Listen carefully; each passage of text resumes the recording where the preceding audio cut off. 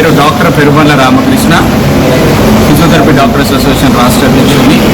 ఈరోజు ప్రపంచ ఫిజియోథెరపీ దినోత్సవాన్ని పురస్కరించుకొని వరంగల్ జిల్లాలో పెద్ద ఎత్తున ఈ ప్రోగ్రాం చేయడం జరిగింది.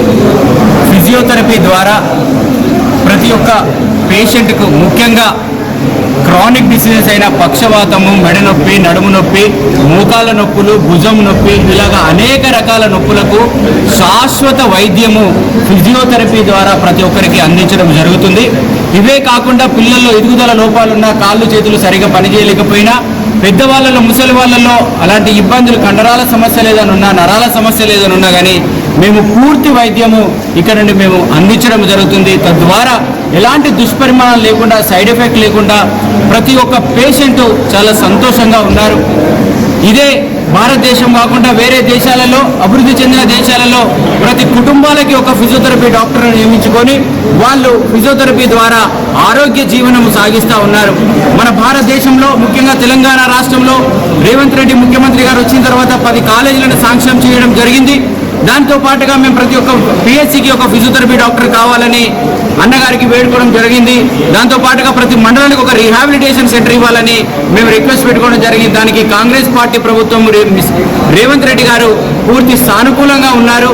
అవి త్వరలో అవుతాయని కూడా మేము అసోసియేషన్ సభ్యులం అందరం కూడా చాలా ఆనందంగా ఉన్నాము.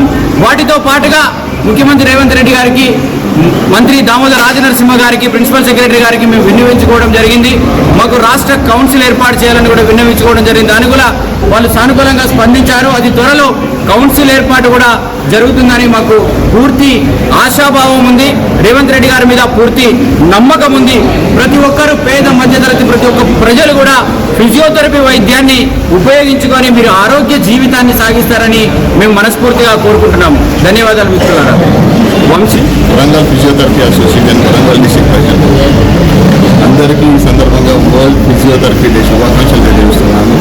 సో ఫిజియోథెరపీలో ఇప్పుడు మనం చాలా వరకు సాధించుకున్నాం. మేము ఈ రోజు వరకు మాకు గవర్నమెంట్ నుంచి కూడా మంచి సపోర్ట్ వస్తుంది.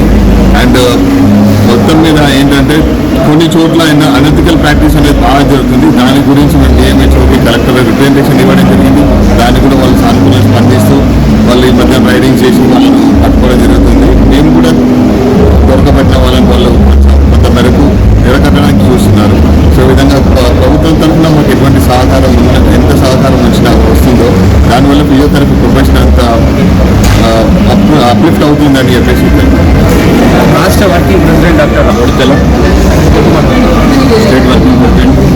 వరల్డ్ ఫిజియోథెరపీ డే సందర్భంగా అందరికీ పేరు పేరున ఫిజియోథెరపీ డే యొక్క శుభాకాంక్షలు తెలియజేస్తున్నాను.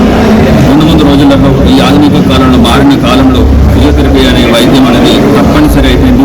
ఈ వైద్యం లేకుండా ముందు రోజులలో ఒక నెల గడిపే ఛాన్స్ కూడా ఎవరికి లేదు. ఎందుకంటే ప్రతి ఒక్కరూ నడుము నొప్పి, భుజం నొప్పి, మెడ నొప్పి, ఈ నొప్పులు అనేవి కామన్ అయిపోయినాయి.